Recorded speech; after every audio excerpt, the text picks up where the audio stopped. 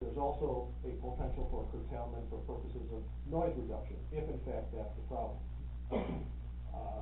I have an experience with this with InvEnergy, but I have seen situations where the noise problem doesn't result from the turbine or from the wind. It results from a fundamental flaw in the generator. They had a lot of those problems with older turbines out in California. That could require an equipment swap, not the entire turbine. I'm not suggesting that that's going to happen here. I frankly doubt that's the issue. But whatever the problem is, if it's our problem, we're going to fix it. Could topographical anomalies be a problem, a contributor? The wind, the noise study will account for that. It will let me know if that's part of the problem.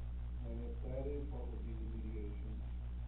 That would still, the ultimate remediation is to address the source, regardless of how it's getting to their homes. So if part of the problem is because of a topographical anomaly, and again, based on what I know about that area, it's highly unlikely. But if that were the situation, again, we address it at the source. Would remediation result in the complete and absolute shutdown of the generator? It could, but it's highly unlikely. Because it's not a problem, even if you ignore everything except the complaints that we've received from the two families, it is not a problem that exists 24/7. So and I will tell you this, I went back all the way to when the complaints started, gathered all those up, and I've been gathering complaints as they've been received since I became involved. Every time one of those has occurred or does occur, that gets sent to Hancock and Schomer so they can specifically determine at that date and at that particular time what the operational conditions were. And they do that on a going forward basis. Every time we get a complaint, it gets forwarded to them.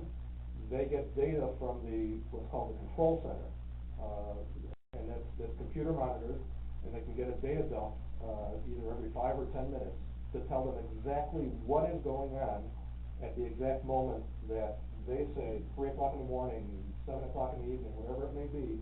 They can tell exactly what the operational conditions are. That's also going to get plugged into their study. So once this thing is done, and I can assure you it's soon, I would have loved this to be done yesterday, but once this thing is done, we will have a comprehensive analysis. We will know exactly what's been going on and why. Thank you. Ms. Foster? Do families have children who are being harmed, and then when it snows in the winter and there's hardly any wind at all, what are you going to do then? Well, these families have children. They say the children are being harmed. Both of the families? That's my understanding, correct. And the complaints include complaints about their children losing sleep. We don't like to hear that. We're not in the business of ruining people's lives. My client certainly isn't. I'm a lawyer. People probably have a different opinion about me. But that's not what InvEnergy does. So as far as whether it's whatever season of the year it is, once we know what's going on here, if it's a problem we've created, we're going to fix it, no matter what season it is. But you can't do much testing when there's no wind and there's snow and cold. Well, and that's why I wanted to get this study off the ground in a month that I knew we weren't going to get a lot of results, but at least we could get it rolling. And I will tell you frankly, for a couple of reasons. From this, as many of you have, we've already been hammered pretty hard particularly by the Hartke family. I wasn't going to send the message back, well, yeah, I understand you're having a problem, but I'm not going to get this study off the ground until October. There would have been a thermonuclear reaction somewhere. So, number one, because I need as much data as I can get. Number two, because I want people to understand that we're not just sitting on our hands doing nothing. I told my people to go ahead and started spending a whole lot of my clients' money to do a study probably 2 months sooner than they should have started. So at least we have some data. Okay, Mr. Johnson, if you've got a question, please, make it quickly, we've got a lot of agenda left. Is it realistic that this study will go into March of April? No. No. Schomer told me specifically yesterday that he thinks by end of October, he should have enough data. They both should have enough data. At the end of the day, it depends on wind. I will assure every member of this board, when the wind is blowing hard, we're not intentionally slowing the speed down. If for no other reason, I have my reason for it, but if you consider it solely from the perspective of a company that makes its money by generating electricity, wouldn't make a whole lot of sense for them to intentionally slow one of these down. But we're at the mercy of the wind. So I was told they think and hope by the end of this month they'll have enough data, which means we'll have a report in early November. I have no intention of allowing this to go through the winter. Is there one more question, please? If not, Mr. Blazer, thank you for coming. We look forward to your continued work and the report as it's generated, and we will be bringing updates back to the board from the study that's being ongoing now. Thank you very much. Appreciate it. Thank you all. Okay, moving on to item 12 on your agenda, it's a resolution concerning collection of delinquent taxes. There are a couple of pages there, several. This is the compilation of the tax sale that occurred here in Vermilion County. Would request a motion for adoption of the resolution. Ms. Foster has made the motion. Is there a second, please? Mr. Alexander, thank you for the second. Any questions about anybody or anything or any numbers on the delinquent tax resolution? If not, roll call vote, please. Mr. Criswell? Yes. Davis? Yes. Dodge? Yes. Greer? Yes. Foster? Yes. Fox? Yes. Green? Yes. Jenkins? Yes. Johnson? Yes. Knight? Yes. Lee? Marin? Yes. Miller? Yes. Moxie? Yes. Nesbit? Yes. Lightlinger? Yes. Stahl? Stark? Yes. Stone? Yes. Wall? A.J. Wright? Yes. Bill Wright? No. Alexander? Yes. Boyd? Yes. Chairman Weiner? Yes. 94 yes, 1 no. Thank you, Madam Clerk. Motion And 2 carries. absent. Mr. Alexander, item 13 on the agenda, finance.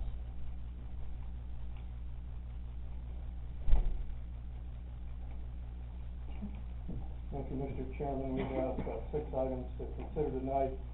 First item is 13A, and you can refer to that, of course, in your packet. And thanks for reading those pages, ladies, in our county board office. It concerns $112,800 receipt of funds, and it's been transferred to the Public Building Commission and deposited. I would move to dispense with the reading of the ordinance and pass such tonight, Mr. Chairman. Thank you, John. Mr. Alexander, we have a motion on the floor. Is there a second, please? Mr. Stark, any further discussion on the resolution? Ordinance, I'm sorry, not resolution, ordinance. If not, roll call vote, please. Mr. Davis? Dodge? Yes. Greer? Yes. Foster? Yes. Fox? Yes. Green? Yes. Jenkins? Yes. Johnson? Yes. Knight? Yes. Lee? Yes. Marin? Yes. Miller? Yes. Moxie? Yes. Nesbit? Yes. Lightlinger? Yes. Stahl? Yes. Stark? Yes. Stone? Yes. Wall? Yes. A.J. Wright? Yes. Bill Wright? Yes. Alexander? Yes. Boyd? Yes. Criswell? Yes. Chairman Weiner? Yes. 25 yes, 2 absent, Mr. Chairman. Thank you, Madam Clerk. Motion carries. Item B is an ordinance concerning $162,200 concerning boilers and other repairs to our courthouse. I would move to dispense with the reading of that ordinance, Mr. Chairman, and pass such. There has been a motion on the floor to accept the ordinance as presented. Mr. Fox has seconded that motion. Any further discussion? If not, roll call vote, please. Mr. Dodge? Yes. Greer? Yes. Foster? Yes. Fox? Yes. Green? Yes. Jenkins? Yes. Johnson, Yes. Knight, Lee, Yes. Maron, Yes. Miller, Yes. Moxie, Yes. Nesbit, Yes. Lightlinger, Yes. Saul, No. Stark, Yes. Stone, Yes. Wall, Yes. A.J. Wright, Yes. Bill Wright, Yes. Alexander, Yes. Boyd, Yes. Criswell, Yes. Davis, Yes. Chairman Weiner. Yes.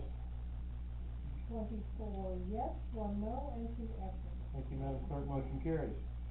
Item C is repeal of sunset clause for certain fees with the health department, and those are outlined on your page 13C1. I would move to dispense with the reading of the ordinance and pass such this evening, Mr. Chairman. There's a motion on the floor to accept the ordinance, or is there a second? Mr. Bill Wright seconds the motion. Is there further discussion? If not, roll call vote, please. Mr. Greer, Yes. Foster. Yes. Fox. Yes. Green. Yes. Jenkins. Yes. Johnson. Mr. Johnson? Yes. I'm sorry, I didn't hear you. Knight. Yes. Lee. Maron. Yes. Miller. Yes. Moxie. Yes. Nesbit. Yes. Lightlinger. Yes. Saul. Stark. Yes. Stone. Yes. Wall. A.J. Wright. Yes. Bill Wright. Yes. Alexander. Yes. Boyd. Yes. Criswell. Yes. Davis. Yes. Dodge. Yes. Chairman Weiner. Yes. 25 yes, 2 absent. Thank you, Madam Clerk, motion carries. Item D is an ordinance concerning fee structure for animal regulations. Let me just comment on this if I could before I move to approve, Mr. Chairman.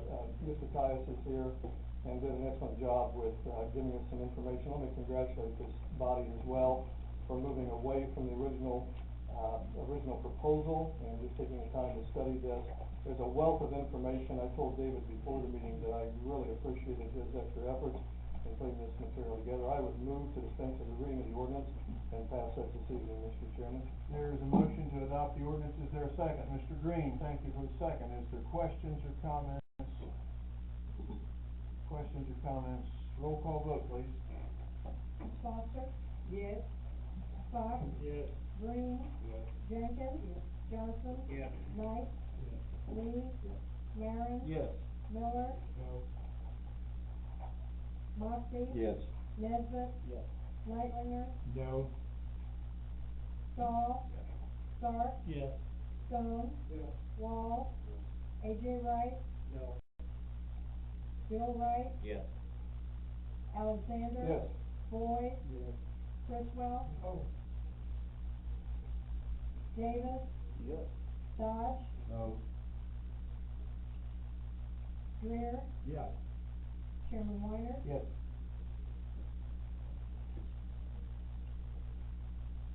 It's 20 yes, 5 no, and 2 absent, Mr. Chairman. Thank you, Madam Clerk, motion carries. Mr. Chairman, by the way, my Potomac education was lacking a little bit. We have 7 ordinances in our city, so just to correct the record if I could. Thank you. Item E is concerning a line item transfer, $8,000. You have it before you. I would move to dispense with the reading of the ordinance and pass that this evening, Mr. Chairman. There's a motion to accept the ordinance. Is there a second, please? Mr. Maron seconds the motion to the ordinance. Questions or comments? Does everybody understand what it is? Roll call vote, please. Mr. Fox. Yes. Green. Yes. Jenkins. Yes. Johnson. Yes. Knight. Yes. Lee. Maron. Yes. Miller. Yes. Moxie. Yes. Nesbit. Yes. Lightlinger. Yes. Saul. Yes. Stark. Yes. Stone. Yes. Wall. A.J. Wright. Yes. Bill Wright. Yes. Alexander. Yes. Boyd. Yes. Criswell. Yes. Davis. Yes. Dodge. Yes. Greer. Yes. Foster. Yes. And Chairman Weiner. Yes. 25 yes, 2 absent, Mr. Chairman. Thank you, Madam Clerk, motion carries. Item F is concerning our budget for the 2013-14 fiscal year. Mr. Chairman, you may have comments concerning this. Nikki Bogart is also here to answer any questions. This is basically to place it on public display with final action to be determined in a November board meeting. I would move to approve this ordinance, without the reading thereof, and pass that this evening, Mr. Chairman. Is there a second to the ordinance for the budget? Mr. Maron, thank you. Okay, it's comment and question time. I'm sure there are questions in the chamber tonight from the board. Would like to say to you, is just opening comments, that the budget and the levy are two different distinct things. The budget is basically the agreement, the plan for the county's spending for the coming year. The levy is the mechanism by which the taxes are raised to fund the budget that we approve at some point. So we've spent a lot of hours trying to craft a budget. The expenses are actually down just a little bit, a very little bit. Nikki is actually our figure person here, and is an extremely capable person in terms of giving you answers to numbers. But the budget is still a deficit budget.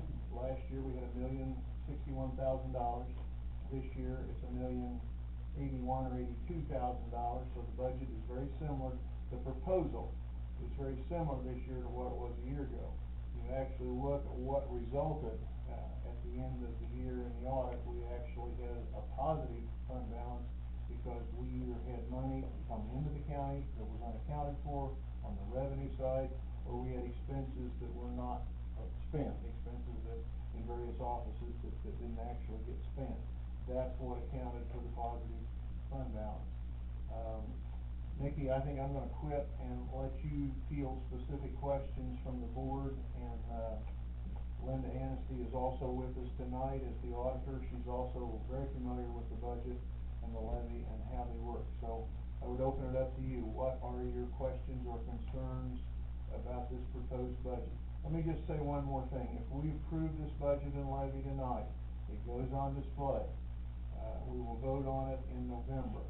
If we approve it, if you vote yes tonight for this budget, it's important that you continue with that vote in November because of the time frame. If we don't have a budget in place November 30th, the county can't operate. We have no authority to operate or spend money after November 30th. So think about it carefully as we talk about this budget proposal tonight. John, do you have anything else? I believe you summed everything. Okay, Mr. Stahl. So it's always nice when you gotta say no increases, so what is the dollar increase of taxes? We can do that. That's really in the levy side of it. What we're addressing right now is the budget side of it, the expenditure. If you wanna go into both of them, that's fine, or if you wanna keep them separate, what's your pleasure? Well, it just makes the discussion easier. Okay. What the number is to me. Nikki? The dollar increase on the levy is $416,694. That is our estimate for this year as compared to our actual for fiscal year 12-13. Okay, so last year, after we announced the budget, a young man stood up and gave us a discussion that there was $1 million to $2 million worth of fat in the budget. Did you guys find that? Did we spend that besides the $4 million? Do you remember that comment? I don't, but I'd be very curious to know where this $2 million in fat exists. I was too at the time, but I was sure they would find it and fix it, so I'm amazed that we're doing this. How much money did the county net from the sale of the nursing home? The sale price of the nursing home was $3.4 million. The net was 3.1 and some change. The reason for that is the state of Illinois collected a bed tax on those beds out there that was due, and that was our obligation. So about 3.1 million, and there was a few extra dollars in there, and that money was dispersed really in 4 different accounts. The majority of it went to capital improvements for future renovation and rebuilding of current infrastructure in the county. The rest of it went to FICA, IMRF, and the insurance fund, because those fund balances were extremely low and needed to have an infusion of money in order to carry us through the end of the year. So about, Linda, 1.3 million went in those three. About 1.3 was divided between those 3 accounts. That's an employee benefit account. Okay, my recollection, when we had the meeting about selling the nursing home, the comment was made that the money would belong to the people of the county. But we're not gonna return it to them, we're gonna keep it. Bill, you wanna answer that? The money is in the accounts which, go to the benefit of people of, county and the employees, so it's being spent on a public purpose, which is, otherwise we have to open up those levies to collect more taxes.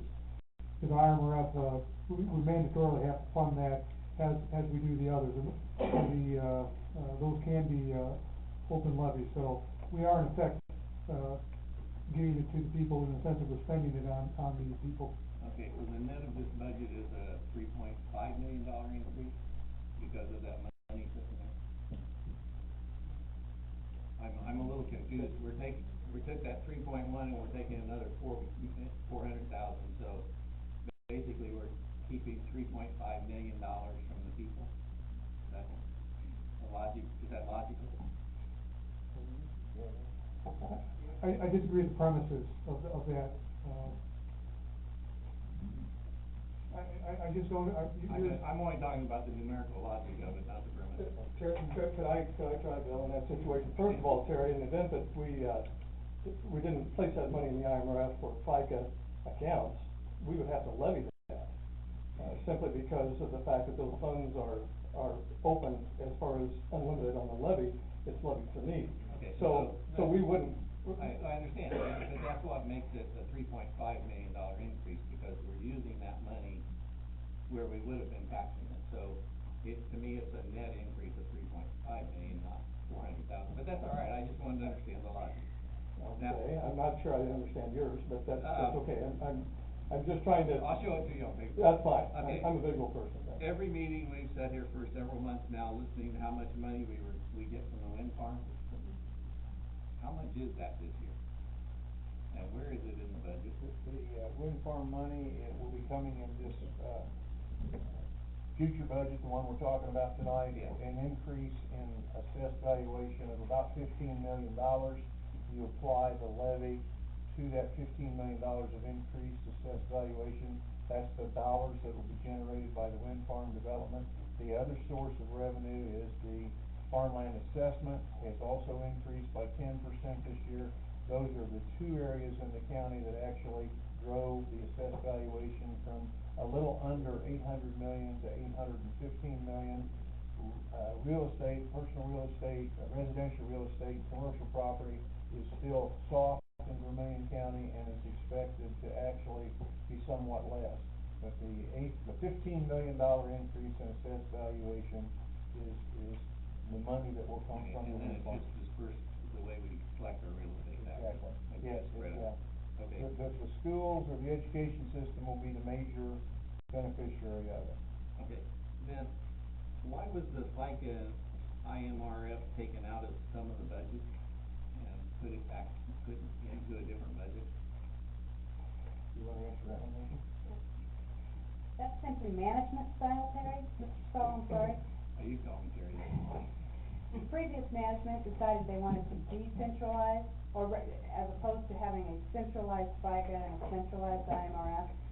Now we're putting these FICA and IMRF expenditures, which are directly related to payroll, back into their individual levies that were created to fund them.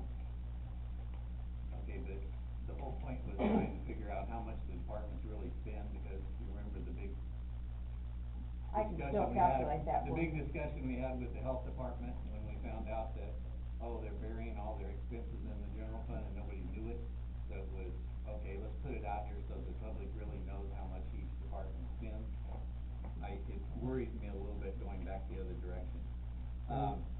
I see that you increased the tax on it for the FICA IMRF by $680,000, but you only increased the expenditures $500,000. Why are we taxing the extra money? Are we building up the funds so we can hold it for our citizens instead of letting them hold it? I don't understand the logic. Please, That was regarding FICA, is that correct? Yeah. The true FICA expenditure for Vermilion County is about 1.2 million. The reason The reason we aren't taxing the 1.2 so that it's self-sufficient is because the taxes would be far too high. We do have some individual funds that are still participating. I have a list of those participating in the funding. No, I see that some of the departments still have it in their budget, and that really is curious why you leave it in some and don't. I mean, if you think if you're gonna centralize it, you'd centralize all of it, but that's what I understand. What I just didn't understand, it seemed like if you're increasing your tax more than you're increasing your expenditure, you're building up a budget or a fund. And I just was curious of why we were trying to build up the fund. For your own information, Mr. Stahl, the true FICA tax annually on Vermilion County's payroll, as I said, is 1.2 million. The true IMRF cost on Vermilion County's payroll annually is right at 2 million. Okay.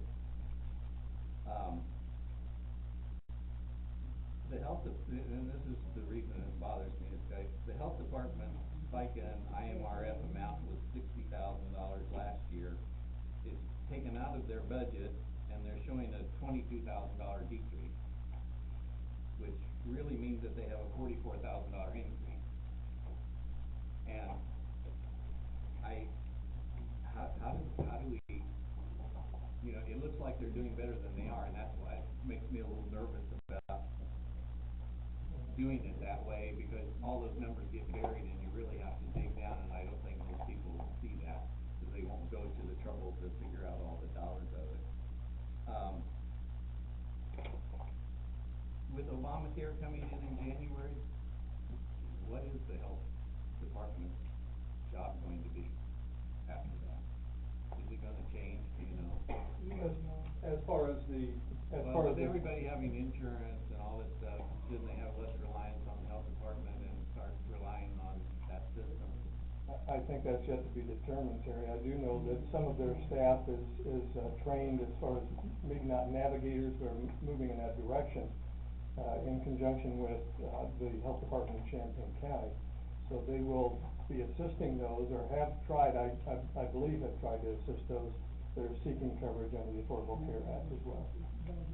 Okay, but we don't really know the effect of that. I'm not sure that anybody knows the effect of the Affordable Care Act at this particular point in a large degree. Okay, the transportation department, it shows a decrease in expenditures of $301,000, but an increase in real estate taxes of $7,000. Is this building up a fund again? Why are we taxing more money if we're going to spend less? Doug, can you help us? Last year in the budget, or the current year that we're operating in the budget, there was a capital expenditure of $300,000 that does not show up in the proposed budget next year.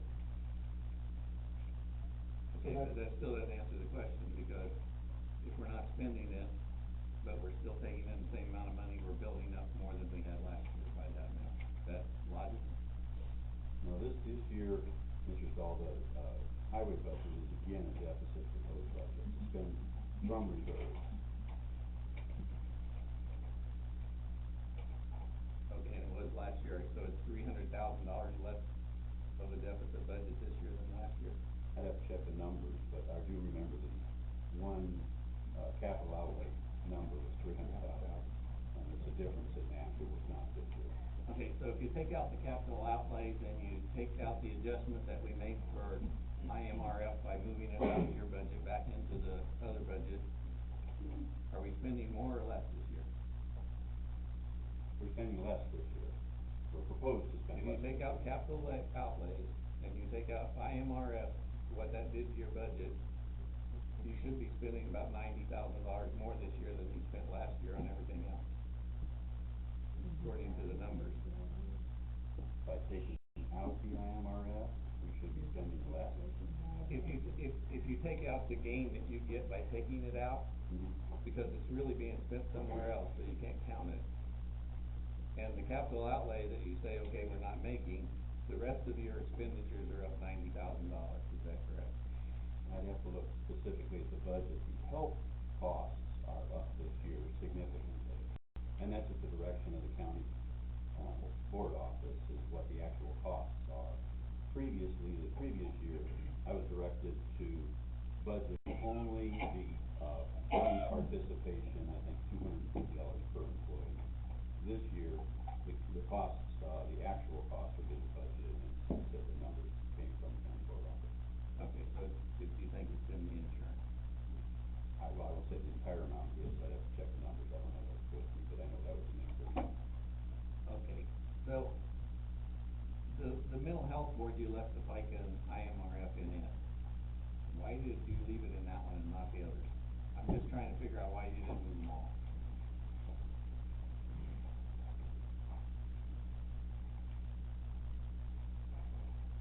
What are the dollars associated with FICA and IRS, sir? In that particular fund, I didn't write it down. Terry, would be acceptable to get back with you on that. Is that okay? I'm not really the number I'm so worried about, I'm curious of why we treat some departments different than we do others, what's the logic driving that? Okay. Because the law enforcement fund, the 2013 FICA and IMRF amount was $884,000, the 2014 was $629,000. So we decreased it by $225,000, and the expenditures went down $257,000. But I was just kind of curious of, what we did there. We decreased and moved it, but there was money there for it, so why did we do that? Why was that move made? Could I suggest, Terry, that on all of those FICA and IMRF items, as far as the differences, if you get with Nikki and analyze those individually and collectively as well, would that be fair to do that? Because I don't believe I'm certainly not prepared, and I'm not sure Nikki has all of those details tonight either. The liability insurance, the real estate taxes, we actually decreased it from $625,000 to $400,000, or $225,000, but the expenditures stayed the same. So we're spending more money, but we're taking in less. And I believe that was. I didn't quite understand the logic of that one either. And correct me, Mr. Chairman or Nikki, I believe that was done, Terry, just simply because we were trying to minimize the tax impact and to move, because of the increase in, for instance, public safety, there was a need to try and mitigate and possibly use fund balances in that situation. So that's why that was reduced. Okay, and then the public safety building rent fund, the real estate tax amount went from $5 million to $5,500,000, or it increased $500,000. But the expenditures are only going to increase $167,000. So we did just the opposite on that one. Okay. What was that for? I'll let Mr. Weinert answer, but I will tell you that goes back to the situation with the juvenile detention center, and I'll let Gary answer.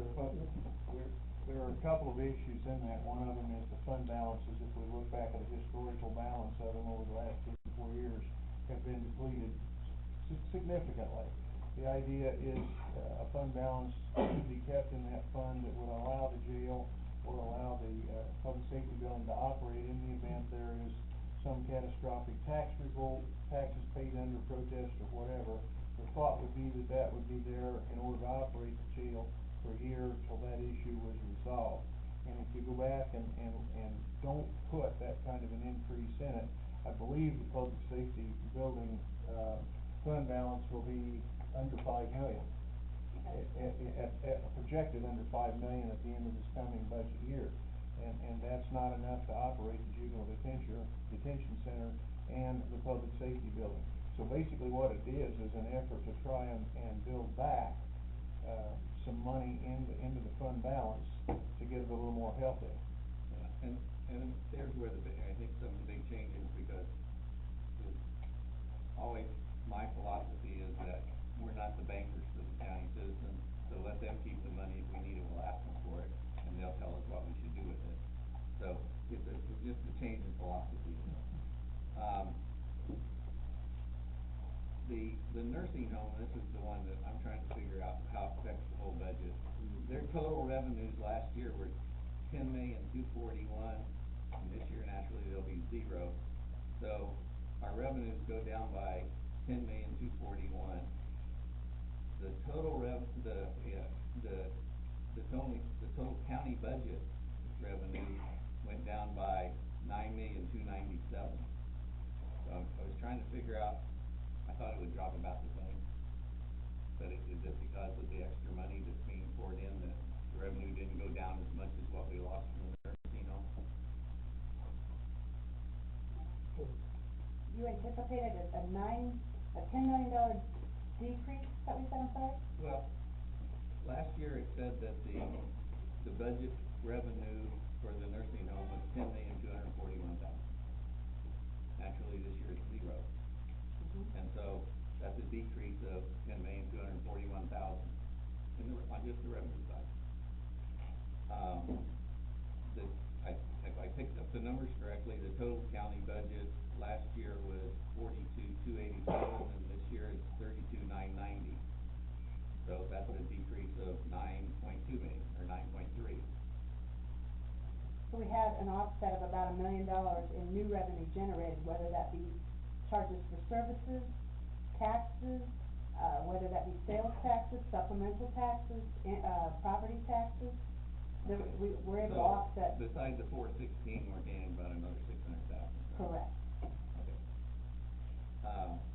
But then on the expenditure side, it was $11,480. So naturally, we're going to decrease expenditures by $11,480. But we actually decreased them by $11,747. So my compliments, we're going to spend less money. I think some of that though is from capital outlays and other things. So the budget, the whole thing makes me a little nervous with all the changes and philosophies and stuff. And I know that when I go home, people are going to pick on me for increasing their taxes again. Our school just did that last year, and nobody was happy, and I'm sure they'll not be happy with this one either. Could I just make one comment about your earlier statement too, Terry? I do now, I'm a North County student, I know you went to Georgetown, so you're much smarter than me.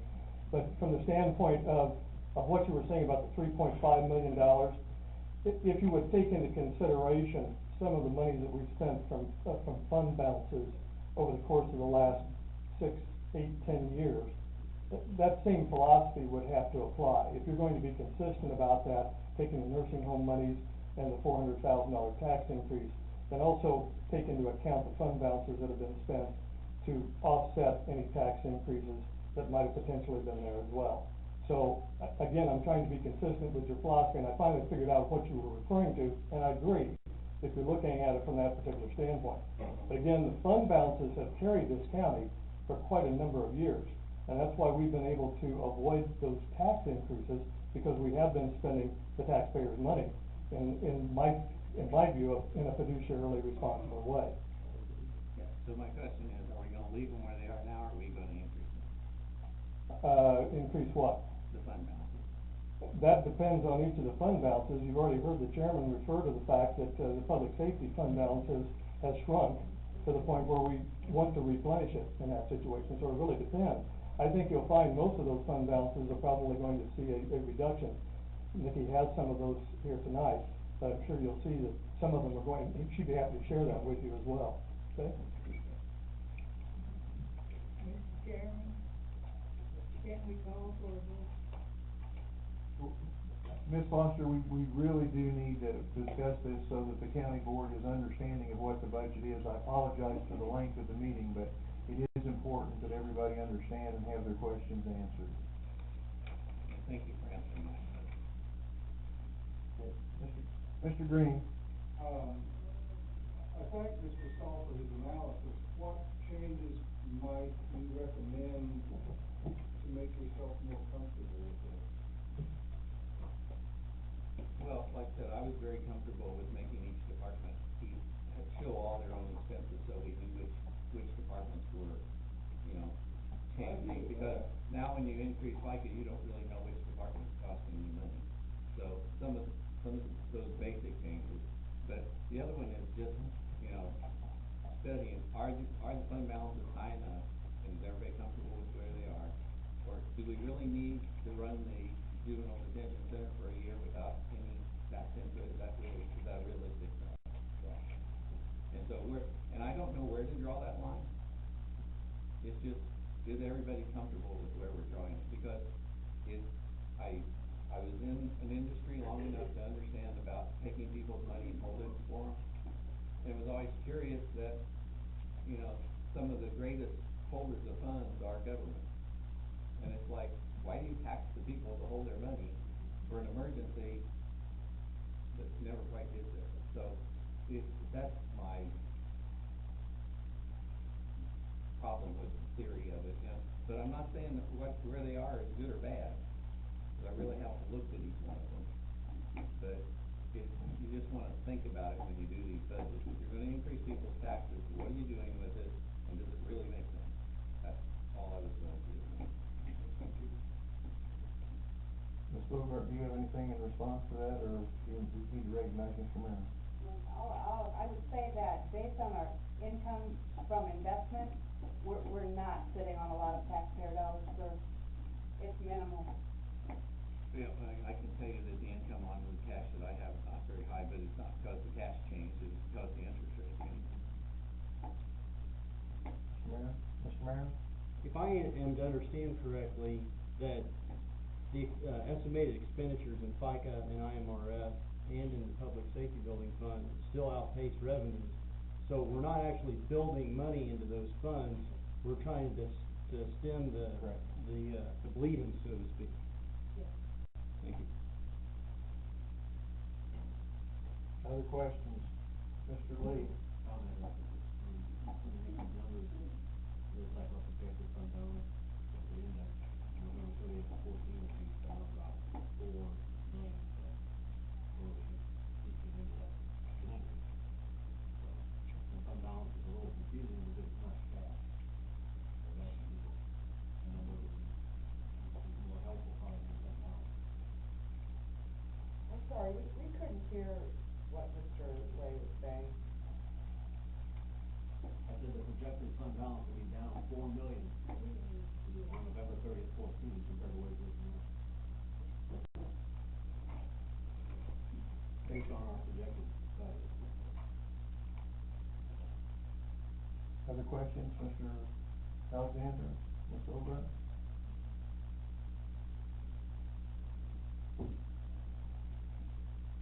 Mr. Wright, you look confused. I can understand that. I've been here 18 years and it's still quite a handful.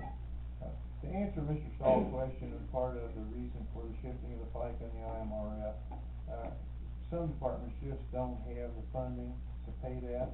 It's gotta come back into that levied fund in order to do it. There just is no other, the general fund is capped at 25 cents. We're not gonna be able to go to the taxpayers and say, hey, we need an increase, and they're not gonna vote that. So in order to preserve those capped funds into expenses that have to be met by various departments, one of the things we can do is shift the FICA and the IMRF back into its uncapped levy. Now that's not an expense that we determine. FICA and IMRF and even insurance are expenses that we get bills for. It's imperative that we have enough fund balance in those accounts to pay them. I think most of you are aware of this, but by statute, the county cannot borrow money. I cannot go set up a master note somewhere, and if we come up short $500,000 or $1 million, I can't go to the bank and say, I need to borrow $1 million. I can get a tax anticipation warrant up to a point, I guess, Linda, but that's not a good way to do business. So all we've tried to do is match expenses in various departments with areas we can produce revenue to cover those expenses. Now, we can have the discussion about, do we have too many employees? Or we provide service, that's what the county does. Maybe we do have too many employees, but that's really at the discretion of the elected office holders. And the highway department, that's a discretion of the county board. We can say, you know what, we're gonna lay half our people off out there, and that's not a problem. But in the elected office holders, we really have very little authority, to go in and say, you gotta cut your staff by 15 or 20% or whatever. All we're trying to do is maximize the revenue for expenses that we're incurring in funds that will allow us to do that. The tax increase on, and you've seen this in the paper, if you have $1,000 tax bill, the proposed tax increase that we're asking for is $5.60 on that $1,000. If it's a $10,000 tax bill, it's $56. If you look at the tax increase as a percent of the total tax bill, assuming other taxing bodies don't change, you're looking at 0.5%. And this still doesn't get us to a point where we've covered all of our expenses and got our fund balances to zero on the thing. We did a little calculation this afternoon. It would take a 38% tax increase to actually bring revenue in line with what expenditures are, and nobody's gonna do that. None of us it's just politically not possible to do that. But what this is an effort to try and put the brakes on a little bit of the use of the fund balances. Now, maybe we need to get into some specific funds with you, Mr. Stahl, and we'll be glad to do that. But overall, that's what this budget is about, is to bring a small tax increase after 6 years of no increase, so that we can continue to do some deferred maintenance on buildings, and we can continue to stop the hemorrhage out of some of these major fund balances. That's what it amounts to. Mr. Lee. Maybe it would be beneficial for the next month's meeting to see the cash balances, rather than talking fund balances is cash. And they said they have $26 million fund balance, which is receivables and due to from each account. Sure, we can certainly do that. The problem with cash balances is they change every day, depending upon the payables that have been done that day or the day before. But it might show that, I think we have like 3 or 4 months surplus of cash, I think, is that probably that at the end of the year, I think. Our fund balance would substantiate, I believe it was roughly 60% of the fiscal year, but that was fund balance. Okay, and that's what, That's my point. We can do that. Just to answer the question, are we hoarding a bunch of cash in the taxpayer? I don't think that's the case. It's called just the cash balance and not the fund balance. When you look at fund balance, it says $250 million. That's a big number, but that's not purely cash. No. That's all kinds of assets. Due to funds, receivable. If the accounts receivable from the original number, we might be able to less. That's the case. Is November 1 cash balance running? Is that something that's okay to do with you? Yeah. Yeah, we can do that. I think we just bring clarity. Okay. To everybody that they call cash balance rather than fund balance. And I realize that there's a difference. Sure. yeah. Other questions? I would say to you, I think we're getting pretty close to a vote, Ms. Foster. I would say to you that you have 2 parts here. One is the budget. That'll be voted on. You can vote for the budget or you cannot vote for it. And then the levy, the mechanism to fund that budget, is the second part of this discussion, or the second part of this decision that we're gonna make here. So if there are no, Mr. Stahl? I want to understand what we're voting for. Are we voting to put this out for the public to Yes. view, or actually to No, approve it? you are voting to put this on display for 30 days to the public. You are not voting to accept it.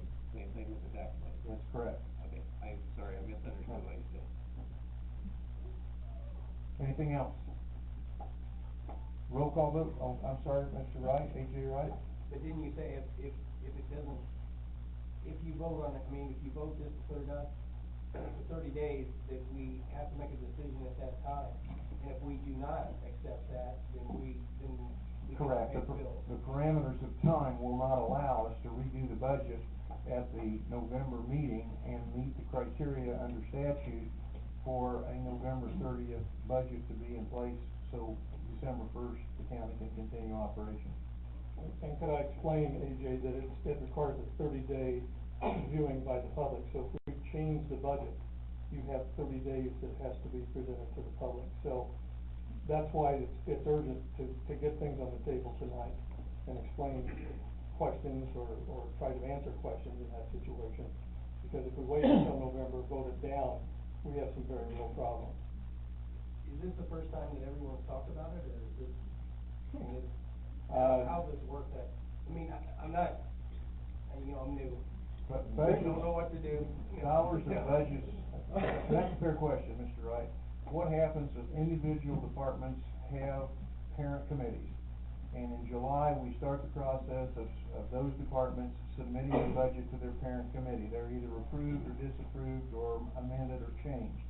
Once it passes the parent committee, it moves on then to the finance committee for the same process. Once it goes through, and finance passes it on, it goes in the budget. We don't bring a whole budget or even a partial budget to the board until it's complete. So all department, expenditures and revenues are assembled at one time, and then we bring it to the board. But yes, the parent committees and the finance committees have been looking at this since July, August, July. It just seems like a lot of confusion, and I just. It is a complicated process, I wouldn't argue at all. Mr. Call. Is this vote just simple majority, put it out? Yes, it's a simple majority. Like a budget. Right. A budget amendment to change dollar amounts through the year would require a 2/3 majority, a super majority. But to put the budget and the levy on display and to pass the levy and the budget require simple majorities of the board. Thank you. It just kinda seems like to me that we all ought to be on the finance committee, cause that way we would understand exactly where we're going with that. And Mr. Wright, you're more than welcome to attend any of the Yeah. finance committee meetings. So please do so. I will. It's really exciting stuff. Sounds like, I think you're actually. Okay, is there, I don't wanna shut the debate off if there is other questions, but we've got still part of an agenda here to go through. If not, I'm going to close debate and call for a roll call vote. Mr. Green? Yes. Jenkins? Yes. Johnson? Yes. Knight? Yes. Lee? Maren? Yes. Miller? No. Moxie? Yes. Nesbit? Yes. Nightlinger? Yes. Stahl? No. Stark? Yes. Stone? Yes. Wall? Yes. AJ Wright? No. Bill Wright? Yes. Alexander? Yes. Boyd? Yes. Criswell? No. Davis? Yes. Dodge? No. Greer? Yes. Foster? Yes. Fox? Mr. Fox? Chairman Warner? Yes.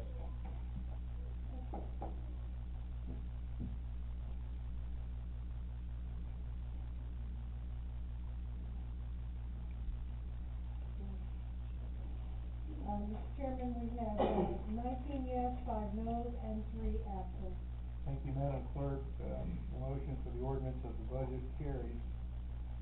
Mr. Alexander. Yep, final item is item G, and this regards the tax levy Terry brought up. And again, this ordinance is not to pass the levy, but it is to put it on public display with intent to bring it back before the board next month at our November board meeting. I would move to dispense with the reading of the ordinance and pass this to be placed on public display, Mr. Chairman. There is a motion for the annual tax levy ordinance. Is there a second, please?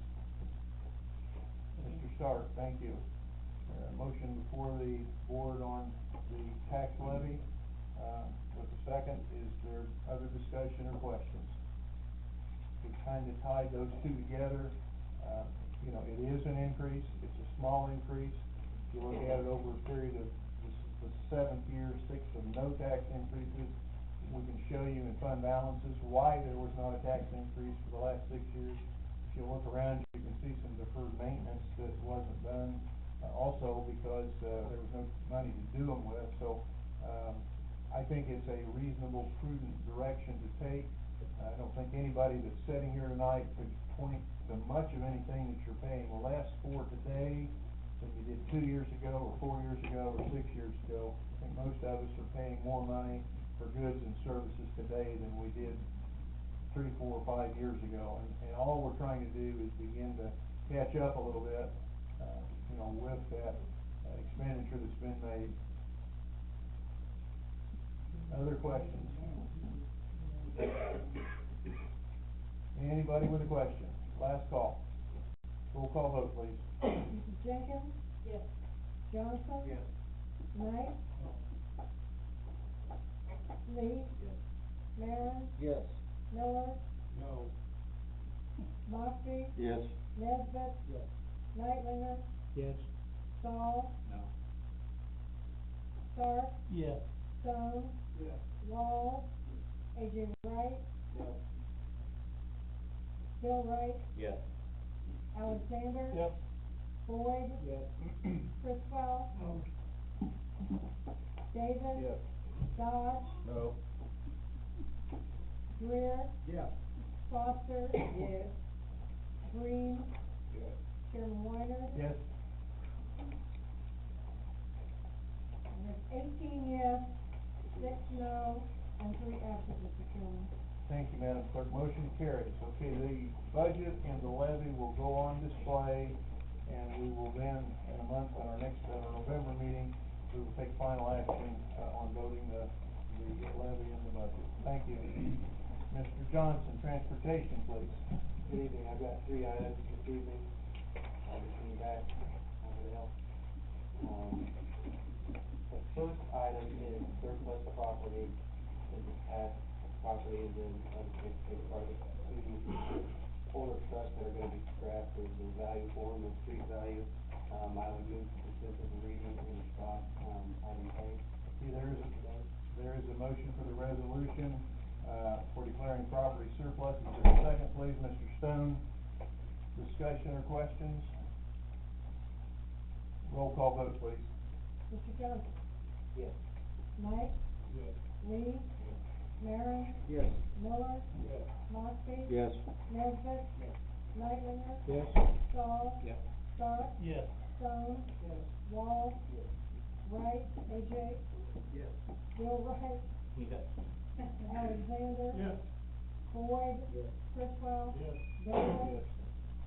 Dodge. Mr. Dodge. Greer. Yes.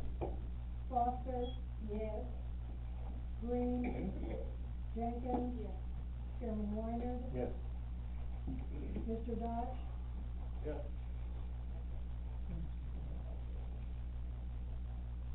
24 yes, 3 absent, Mr. Chairman. Thank you, Madam Clerk. Motion carries. Thank you. Johnson. Item C, from the County Bridge Fund, this is a $40,000, this is for the engineering for a bridge right outside of Colleton to the east side.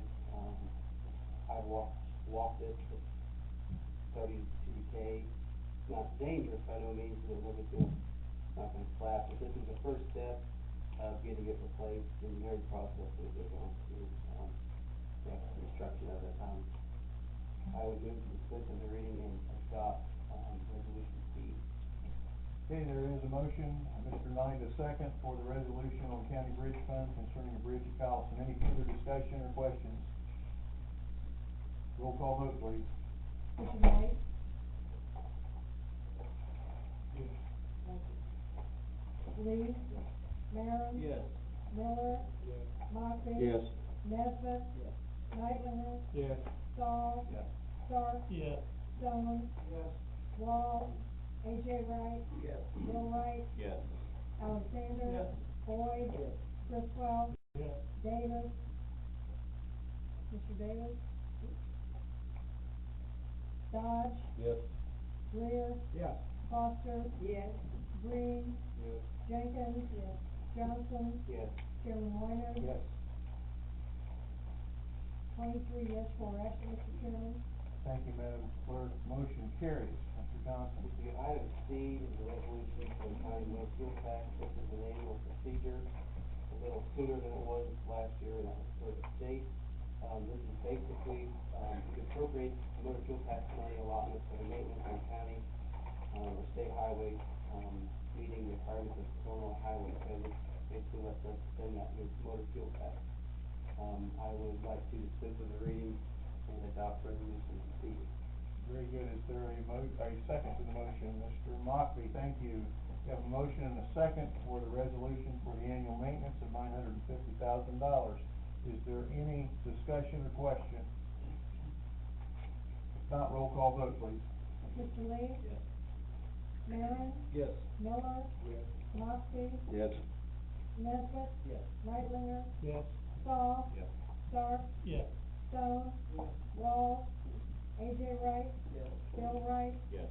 Alexander. Yes. Boyd. Yes. Criswell. Yes. Davis. Yes. Dodge. Yes. Greer. Yes. Foster. Yes. Green. Yes. Jenkins. Yes. Johnson. Yes. Knight. Yes. Chairman White. Yes. 24 yes, 3 absent. Thank you, Madam Clerk. Motion carries. Item 15 on your agenda is an executive session. There is no need for that tonight that I'm aware of, so we'll move on to item 16, Chairman's comments.